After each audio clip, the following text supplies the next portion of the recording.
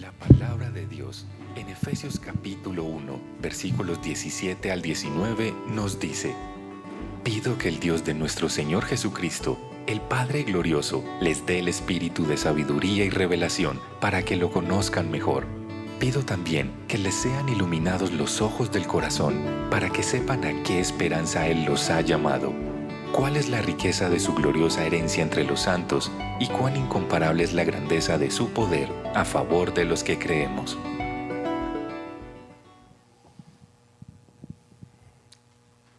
Buenos días. No, con más entusiasmo, yo sé que pueden. Buenos días, ¿cómo amanecimos? Está bien, así es, así es. ¿Qué les digo? Aquí voy con el favor del Señor. Sí, un poco mejor ya de salud y bueno, en recuperación, ahí vamos.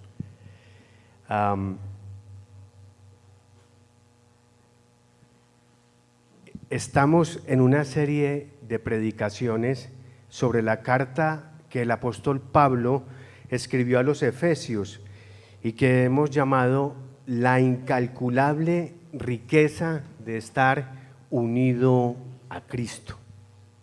La incalculable riqueza de estar unido a Cristo. Y dando pues continuidad a nuestro ciclo de enseñanza, nos corresponde el día de hoy considerar los versículos 15 al 23 del primer capítulo de esta carta. Capítulo 1, versículos del 15 al 23. Enseñanza que lleva por título Súplica por el entendimiento de este bendito evangelio. Otra vez, súplica por el entendimiento de este bendito evangelio. ¿Ya llegamos al texto? ¿Ya estamos ahí? Entonces, dice la palabra del Señor. Por eso yo, por mi parte, desde que me enteré de la fe que tienen en el Señor Jesús y del amor que demuestran por todos los santos, no he dejado de dar gracias por ustedes al recordarlos en mis oraciones. Pido que el Dios de nuestro Señor Jesucristo, el Padre glorioso, les dé el espíritu de sabiduría y de revelación para que lo conozcan mejor. Pido también que les sean iluminados los ojos del corazón para que sepan a qué esperanza Él los ha llamado. ¿Cuál es la riqueza de su gloriosa herencia entre los santos y cuán incomparable es la grandeza de su poder a favor de los que creemos? Ese poder es la fuerza grandiosa y eficaz que Dios ejerció en Cristo cuando lo resucitó de entre los muertos y lo sentó a su derecha en las regiones celestiales, muy por encima de todo gobierno y autoridad, poder y dominio y de cualquier otro nombre que se invoque, no solo en este mundo, sino también en el venidero. Dios sometió todas las cosas al dominio de Cristo y lo dio como cabeza de todo a la iglesia. Esta es su cuerpo, es la plenitud de aquel que lo llena todo por completo. Señor, te damos gracias, Padre, por tu palabra. Te rogamos, te suplicamos que nos des el entendimiento para comprenderla. A veces no es fácil. Por eso es que suplicamos tu ayuda. Venimos a ti, inclinados, humillados delante de ti, reconociendo lo poco que somos, Señor, lo necesitado que estamos de ti, Señor. Ayúdanos a entender. Glorifícate por medio de tu palabra, Señor. Y al vaso frágil que usas hoy para exponerla, Señor, guíalo a la verdad. Que cada palabra que salga de la boca de este predicador cada pensamiento de su corazón estén sujetos completamente a la voluntad en Cristo Jesús. Amén. Muy bien. En los primeros versículos del capítulo 1, es decir, los versículos del 3 al 14, Pablo ha hecho una doxología. Nuestro querido pastor Ronald ha estado durante las semanas anteriores explicándonos un poco de eso. ¿Qué es una doxología? Una doxología es un escrito que alaba y da honores a Dios, en este caso en particular a la Santísima Trinidad. Observemos que toda la oración, vaya conmigo ahí un momentico porque necesitamos hacer esta introducción porque esto está muy anclado. En el versículo 3 de este capítulo 1, fíjese que comienza esa oración diciendo: alabado sea Dios. Exactamente, eso es, así comienza la oración. Y en el versículo 14 ella termina diciendo: para alabanza de su gloria, ¿sí?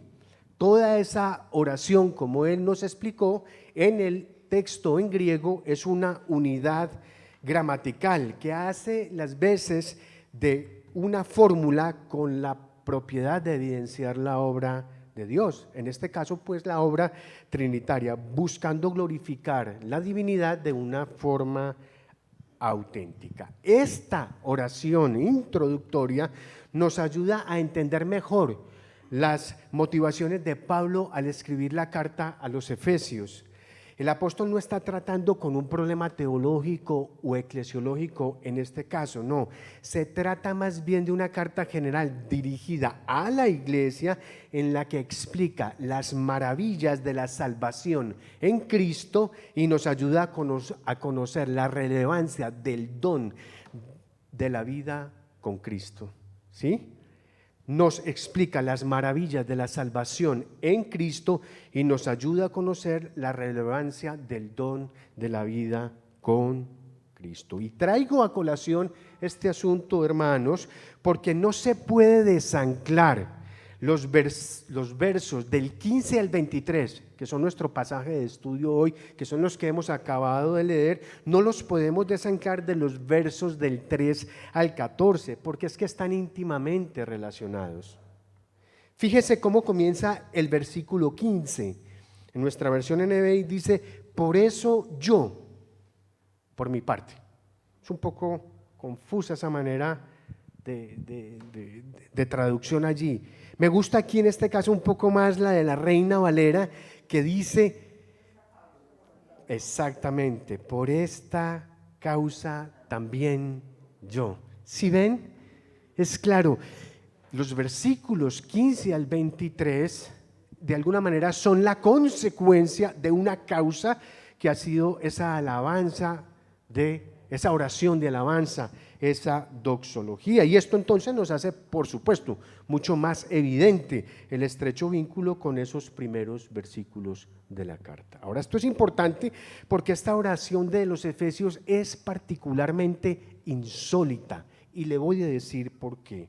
Porque contiene una sección supremamente larga. Otra vez, nosotros la hemos separado para efectos de la enseñanza, y por allá como en el siglo XIII o XIV, cuando le colocaron versículos a la Biblia, pues separaron un poco más esto, y ahora con los subtítulos que se le ponen para ayudarnos a entender la carta, uno ve esto más desanclado, pero lo que aquí tenemos es una larga y poderosa oración que no hay en ninguna otra carta del Nuevo Testamento, porque esta es una oración que combina una alabanza, es decir, una doxología de los versículos del 3 al 14, está combinando una acción de gracias que están en el versículo 15 y 16, y está combinando una oración de intercesión que están en el versículo 17 al 23, y como les digo, ninguna otra carta en el Nuevo Testamento hace una combinación de esta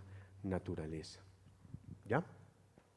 Entonces, al igual que sucedió con el pasaje anterior, el pasaje del 3 al 14, el texto en griego de esta oración del Versículo 15 al 23 también es una sola unidad gramatical, es un solo cuerpo literario. Ahora, entonces, con esto en mente, nosotros podemos ver entonces las dos partes que componen el pasaje de estudio que hoy tenemos, nuestro pasaje de enseñanza. De un lado tenemos una acción de gracias, versículos 15 y 16, y de otro lado tenemos una oración de intercesión, que va desde los versículos 17 a los versículos 23.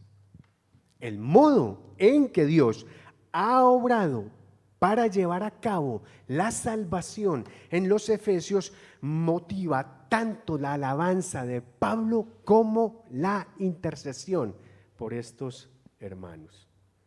Luego entonces el propósito de esta oración es que las personas experimenten en sus propias vidas los beneficios que se mencionan en la doxología. Recuerdan que del 15 al 23 es la consecuencia de toda la causa de la obra trinitaria que se nos mencionó anteriormente. Muy bien, entonces entremos a nuestro primer punto, a nuestro primer segmento, la acción de gracias de los versículos 15 al 16. Los versículos están sugiriendo la posibilidad de que Pablo ni siquiera conociera personalmente a los lectores. Observe que dice, desde que me enteré. Es posible que ni siquiera los conociera, sino simplemente que hubiese oído hablar de la fe de ellos y de su comportamiento cristiano, de su vida. Y eso era suficiente para que el apóstol tuviera una buena relación con ellos e intercediera por ellos. Yo quiero que usted recuerde que el apóstol se encontraba preso en Roma, ¿sí? Él estaba con arresto domiciliario en Roma esperando el juicio. Ustedes saben que Pablo había sido, lo relata el libro de los Hechos, había sido acusado por los judíos de estar creando subversión al imperio y que ellos básicamente procuraban matarle. Cuando Festo iba a entregar a Pablo con los judíos, Pablo sacó el pasaporte romano. Para eso sirven esos pasaportes a veces y esas visas, no, sacó el pasaporte y dijo, hey, yo soy un ciudadano romano, ante lo que Festo y ellos dijeron, este hombre apeló a el emperador, luego entonces tiene que ir a Roma. Esa fue la forma barata en la que Pablo viajó finalmente a Roma. Se nos cuentan todas las peripecias del viaje, ha llegado a Roma y Roma, en una tradición jurídica que heredamos todos nosotros, era muy lenta para realizar cualquier tipo de proceso. Entonces Pablo estuvo con arresto domiciliario varios años allá. Al finalizar el libro de Hechos se nos dice que por lo menos llevaba 2, pero algunos estudiosos consideran que eso fue mucho más tiempo, si se tiene en cuenta que él murió bajo la persecución de Nerón, ¿sí? O sea, que no se preocupe por la lentitud de la justicia. Esto tiene historia también. Esto tiene historia. Relájese con eso. Entonces, esa es la situación de Pablo. Pablo está preso ahí con arresto domiciliario, pero al hombre le permiten recibir visitas. ¿Y cómo no? ¿Cómo no vas a visitar a Pablo, ya famoso? Pablo está preso en Roma, yo soy comerciante, soy cristiano, paso por Roma, pues ¿cómo no voy a ir a visitar a Pablo? Y de paso le llevo cualquier vianda o le llevo cualquier cosa, pues porque la generosidad en ese entonces era manifiesta y evidente. Y así era que Pablo se estaba enterando de todas las informaciones, de toda la obra, de cómo iba la obra de Dios en los otros lugares. Yo iba a decir chismes, pues eso no suena bien. Se enteraba de cómo era que estaba avanzando el evangelio y por eso es que a él le llegan estos informes claramente de las personas allí en la ciudad de Éfeso. Cuando Pablo afirma que no ha dejado de orar por ellos, observe que dice, no he dejado de dar gracias por ustedes al recordarlos en mis oraciones. Lo que figurativamente Pablo les está diciendo es que él ora por ellos con bastante regularidad. En sus oraciones ellos están permanentemente. Y en muchas de las oraciones introductorias de Pablo en otras cartas se mantiene como ese mismo patrón. Él resalta mucho eso. Ahora, Es importante tener claridad en esto. Y esto es, ojo, iglesia, oído con esto. La oración de acción de gracias de Pablo por los efesios no es por lo que ellos son. No nos vamos a equivocar ahí. No es por lo que ellos son, sino por lo que Dios ha realizado en ellos. Y lo que Dios ha realizado en ellos es una evidencia de la obra del Evangelio en sus vidas. Eso es. Porque la fe en Cristo conduce inevitablemente a amar a otros a quienes Dios ha separado para sí mismo en Cristo. Yo no puedo imaginarme que entre ustedes no haya amor.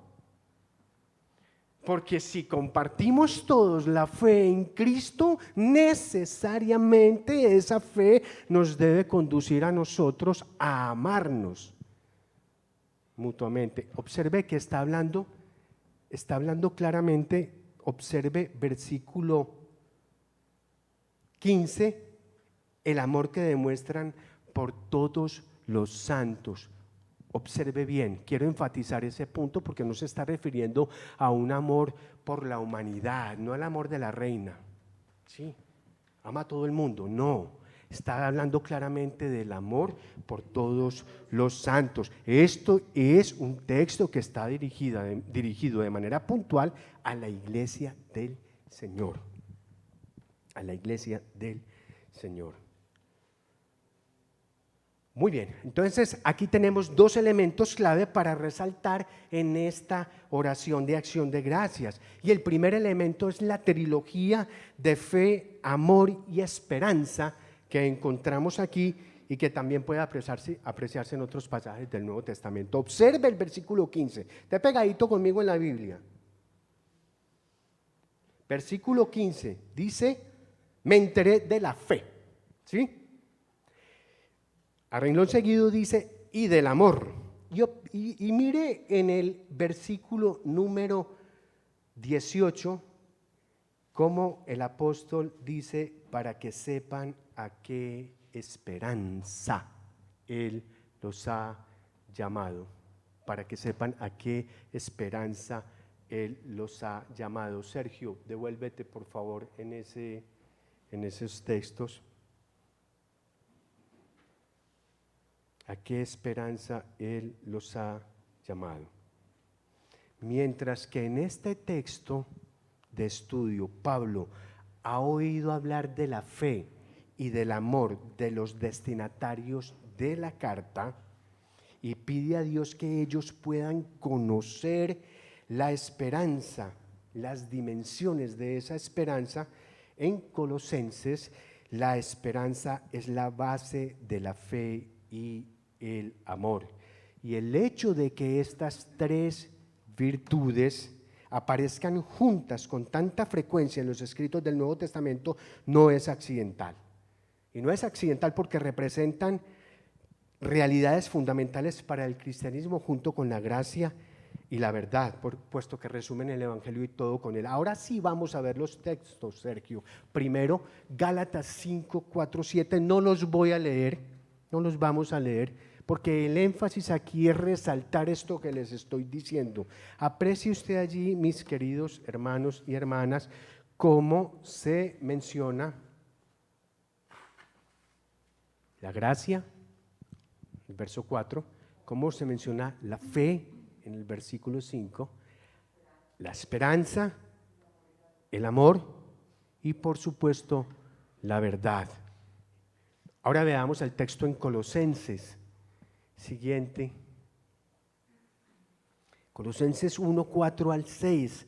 Podemos ver ahí nuevamente, ustedes lo pueden leer, la fe en Cristo Jesús, el amor que se tiene por todos los santos, la causa que es la esperanza, la palabra de verdad y por supuesto la gracia de Dios. ¿Sí? Y en Efesios capítulo 4, este texto que probablemente será motivo de estudio, de enseñanza en la serie. Más adelante podemos volver a ver el mismo patrón, tolerantes unos con otros en amor, nuevamente una sola esperanza, un solo Señor, una sola fe. Se nos ha dado gracia en la medida en que Cristo ha repartido los dones y se nos invita a vivir la vida con amor. ¿Sí puede apreciar usted allí esos elementos? Esas tres virtudes, esas tres realidades, la fe, la esperanza y el amor, que juntamente con la gracia y la verdad componen esencialmente lo que es el Evangelio y todo lo que de él se desprende. De hecho, hay un texto de la Escritura en la que Pablo habla específicamente de la fe y la esperanza y el amor, y resalta que el más importante de todos es el amor. Esto es contundente, esto es transversal en toda la teología de la Biblia. Si usted quiere resumir el Evangelio en palabras específicas, allí tiene las 5 palabras. Es fe, es amor, es esperanza, es gracia y es verdad. Ahí está. Por donde usted tire ese dado, hermano, cae el Evangelio de Jesucristo. Muy bien. El segundo elemento clave es el contraste de la vivencia práctica de los efesios con el mandamiento principal que Jesús estableció. El contraste, la forma en la que Pablo describe el comportamiento de los efesios apunta al eje central de toda la fe cristiana. Mire lo que dice Pablo, y se los he puesto en el contraste. Pablo dice: la fe que tienen en el Señor Jesús, en el versículo 15, está clarísimo que esa fe se refiere a la confianza, a la creencia, a la creencia como verbo en el Señor Jesús. Están usando el término Kyrios. Cuando se usa el término Kyrios en el Nuevo Testamento, se está reconociendo entonces la deidad del Señor. La fe que tienen en el Señor Jesús, dice Pablo, y observe el contraste con el mandamiento principal que Dios nos dejó en el capítulo 22 del libro de Mateo, verso 27. Dice: ama al Señor tu Dios con todo tu corazón, con todo tu ser y con toda tu mente. La relación directa que hay en la fe que tienen con el Señor, con el amor al Señor tu Dios. Pablo dice: y del amor que demuestran por todos los santos. Y Jesús dijo: ama a tu prójimo como a ti mismo. Si pueden ver la articulación que hace Pablo al vincular tanto la fe en el Señor Jesús y el amor a todos los santos con el mandamiento ordenado por Jesús. Y eso, hermanos, lo único que hace es resaltar la incomparable grandeza del poder transformador de Dios a favor de quienes creemos en el Evangelio, de quienes creemos en Jesucristo. Eso es lo que está haciendo Pablo allí. Y es por eso que Pablo frecuentemente está orando por estos hermanos de Éfeso con acción de gracias, porque Pablo está totalmente maravillado con lo que Dios está haciendo en el corazón de sus hermanos. Y en este caso en particular, esa oración de acción de gracias de Pablo irá acompañada de una oración intercesora por sus hermanos. ¿Sí? Y eso nos lleva al segundo punto de nuestra enseñanza: la oración de intercesión.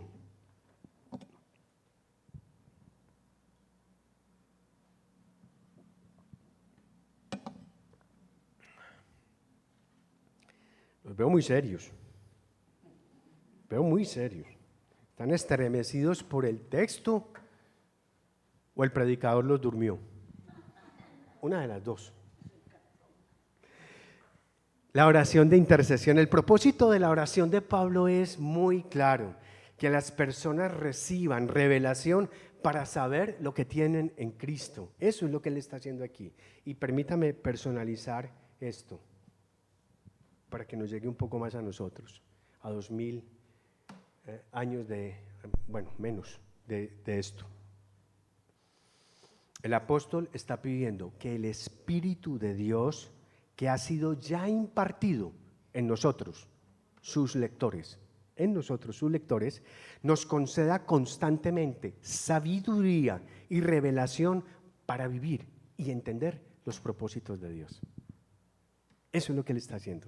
El resultado de esto entonces es que los ojos interiores, es decir, esos instrumentos con los que el ser interior ve y entiende, reciban luz para ver.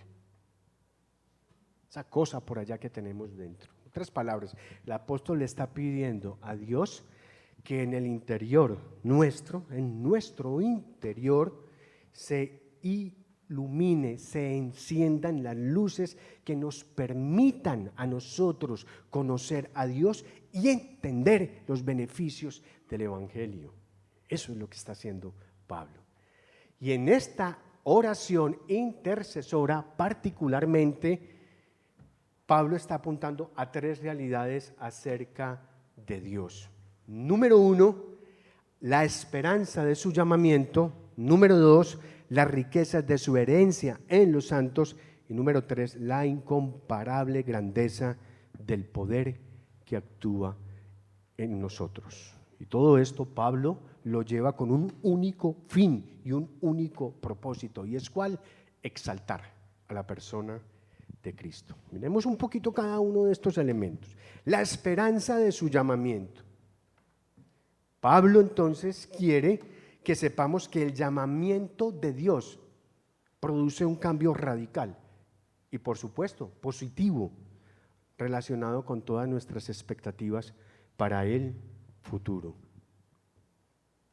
Pablo está convencido que la comprensión de esta esperanza va a cambiar nuestra forma de vivir, porque él es testimonio de eso, ustedes lo saben. Él fue transformado precisamente por esa esperanza. Y aquí, hermanos, tenemos que ser honestos, aquí es donde muchos de nosotros nos equivocamos. Aquí es donde nosotros nos equivocamos, porque la relevancia que tiene el hecho de ser elegido, nosotros nos llenamos mucho la boca al decir que hemos sido elegidos y nos suena pajaritos de color eso en el oído cuando dicen nosotros fuimos escogidos desde antes de la creación del mundo. ¡Wow! Y eso es verdad. Yo no, quiero dejar claro algo, yo no estoy diciendo que eso no es cierto. Yo sé que eso debe ser motivo de alegría y de un profundo gozo para nosotros. Pero lo que yo quiero resaltar aquí es que esa elección no apunta a la elección misma, sino a la consumación del plan de Dios para la eternidad. Esa elección que Dios ha hecho de nosotros desde antes de la creación del mundo, no es para que nosotros nos quedamos la última Coca-Cola del desierto, no, es para el plan, para la consumación final del plan de Dios en la eternidad. Para eso es que tiene sentido eso. ¿Sí? Y entonces, ¿cuál es nuestro problema? Es que nosotros perdemos el año viviendo, poniendo nuestra esperanza en el presente. Sí. Nosotros le ponemos el ojo al pacto que no es de Cristo. Nosotros le ponemos los ojos a lo que no son. ¿Sí? Me parece importante que tengamos claro eso, porque nuestra esperanza siempre está en el futuro. María C. no murió, se nos adelantó. María C. no murió, se nos adelantó. Y al pensar así, nosotros entonces estamos abrigando la esperanza de nuestro llamamiento, porque la muerte no es un fin. No. Dejamos de verla, claro, pero María C. ya estaba viviendo la eternidad juntamente con nosotros. No murió, recuerde, se nos adelantó. Como también se nos adelantó el abuelito de Andrés Martínez. He recibido un mensaje de texto hace unos minutos en el que me informa que partió con el Señor el abuelo materno de él, creo que se llamaba don José Areiza, si mi memoria no me falla, con 92 años. Un pilar en la fe, en esa familia. A propósito, para que los tengamos en cuenta toda la familia en una oración de consolación por esto. Otro hombre que se nos adelanta de entre los santos, todos los días se nos anda adelantando gente, hermanos, pero nosotros abrigamos la esperanza de nuestro llamamiento que es en el futuro. Número 2, la riqueza de su gloriosa herencia entre los santos. Pablo está indicando que la inmensa gloria que se expresa cuando Dios recibe como herencia a los seres humanos que ha apartado para sí. Mira el versículo 14 del capítulo 1. Observe eso. Está refiriéndose al sello del Espíritu Santo, ¿sí? Hemos sido marcados por el sello que es el Espíritu Santo prometido, dice al finalizar el versículo 13. Y en el 14 nos dice, ese sello garantiza nuestra herencia hasta que llegue la redención final del pueblo adquirido por Dios para alabanza de su gloria. Somos nosotros la herencia del Señor. ¿Por qué? Porque Él nos ha apartado para sí mismos.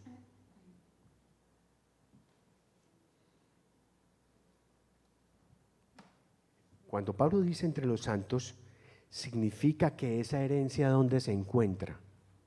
Entre nosotros, somos nosotros esa herencia.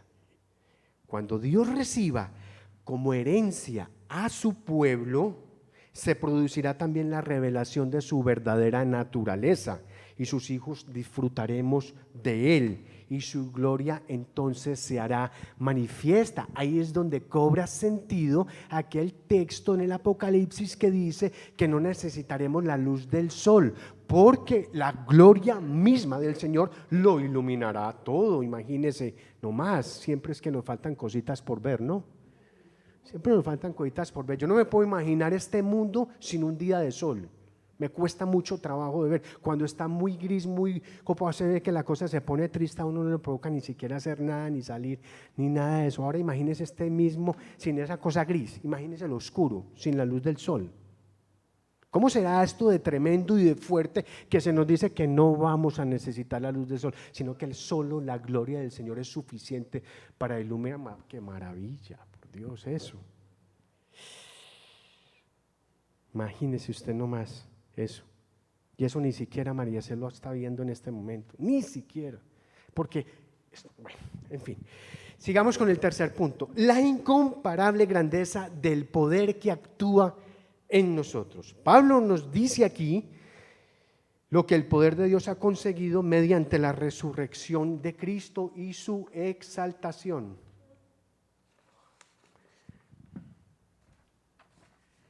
Y su exaltación a la diestra de Dios Padre. Pablo desea que nosotros sepamos que ese poder está a nuestro alcance y ahí nosotros también perdemos el año, hermanos. Nosotros no le damos el poder y el peso suficiente a eso. Ahora, aquí lo significativo no es ese poder inherente en Dios, o sea, como ese despliegue de la fuerza cósmica poderosa, no. Esto se refiere más bien a la vivencia, a la potencia vivificadora de la deidad, que está especialmente dispuesta para nosotros. Es el poder que levantó a Cristo de entre los muertos, es que nosotros tenemos acceso a ese mismo poder. Es más, ya lo hemos recibido y lo hemos vivido.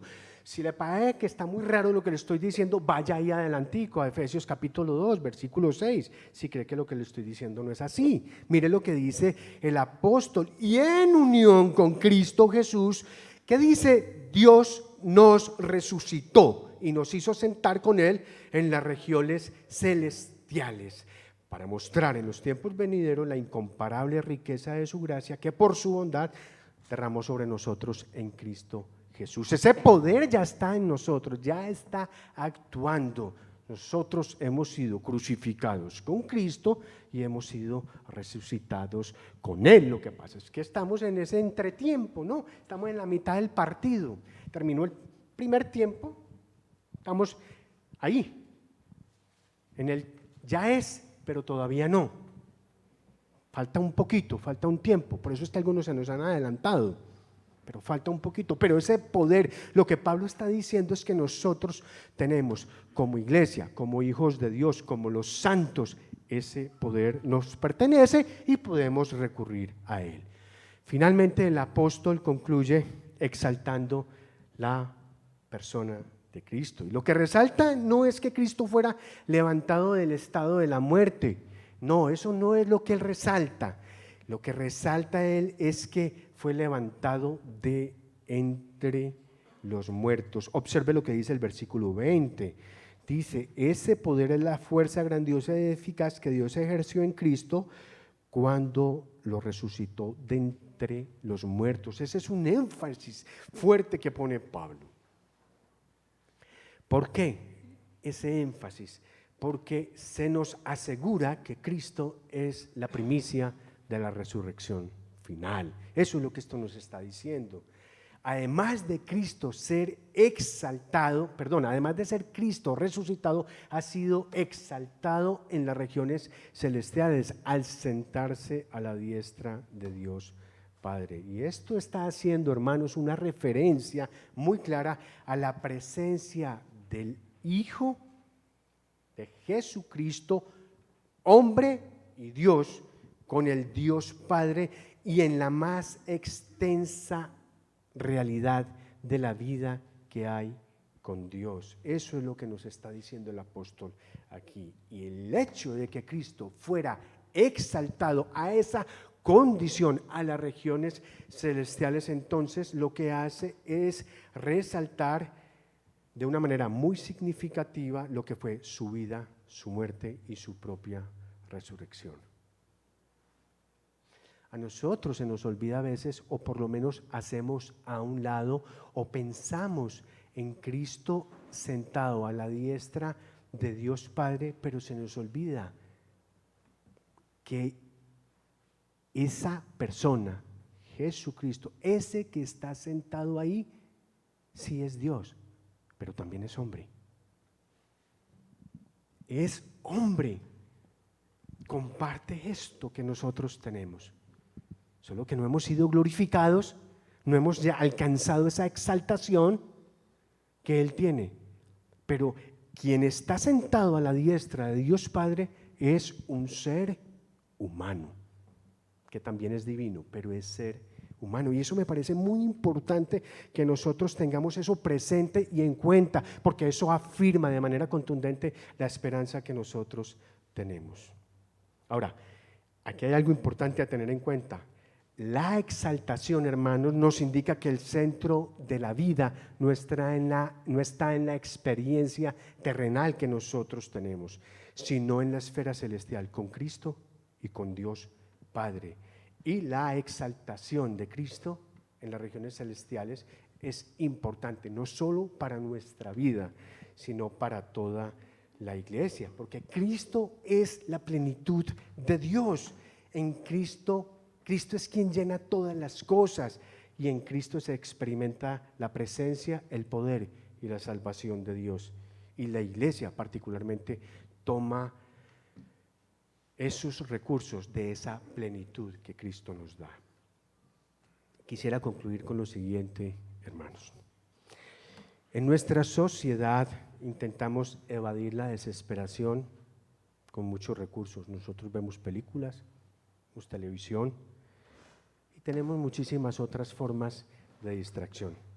Se nos enseña de niños que vivieron felices para siempre. Eso se nos enseña de niños. Y ¿saben qué, hermanos? Nosotros gastamos nuestra vida intentando vivir esa ilusión de maneras muy sofisticadas. Le inventamos a eso unos cuentos todos raros. Yo quiero vivir una vejez en paz y tranquila. Usted conoce eso, ¿cierto? Maracé nos mostró que no se llegó a esa vejez. Algunos nos muestran que esa vejez es muy dolorosa. Pero nos matamos y nos sacrificamos por querer vivir felices para siempre. No, yo todo lo que hago lo hago por mis hijos, de verdad, es que yo quiero que ellos vivan lo que yo no viví. Detrás de ese cuento, ¿realmente usted quiere vivir bien? Es la verdad.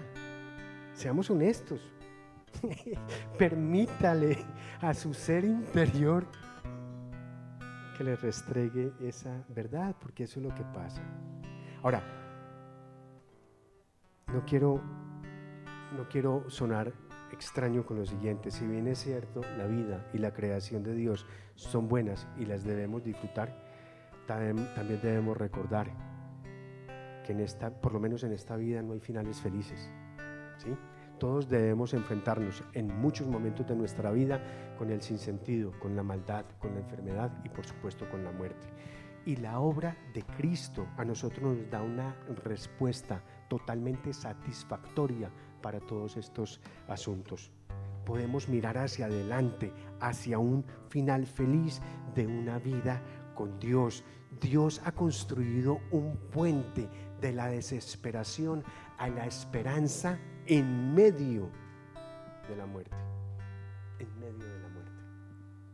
Y la esperanza que nos presenta Pablo a nosotros, hermanos, es una esperanza que se convierte en una experiencia totalmente transformadora. Pablo no nos presenta una teología intangible, sino que ve la obra de Dios en la resurrección como un acontecimiento cósmico que cambió completamente la historia de la humanidad. Por eso es que el apóstol oró para que los creyentes pudiésemos conocer lo que el llamamiento de Dios suponía para nuestro futuro y por ende para nuestro presente. Nosotros, esta sociedad y nosotros también los cristianos, nos interesa particularmente el presente. Sin embargo, si Dios nos ha llamado a formar parte de su pueblo del futuro, la esperanza lo cambia todo y se convierte en la base sobre la cual nosotros debemos vivir nuestro presente. Pablo comenzó con una oración de acción de gracias y con una oración de intercesión por los efesios.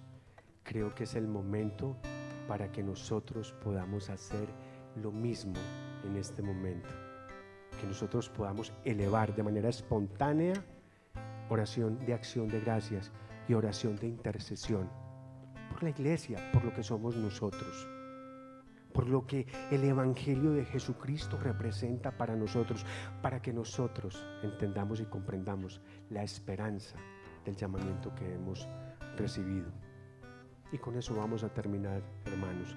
Yo le voy a pedir que usted, en la espontaneidad que el Espíritu le permita, pueda levantar oración de acción de gracias, oración de intercesión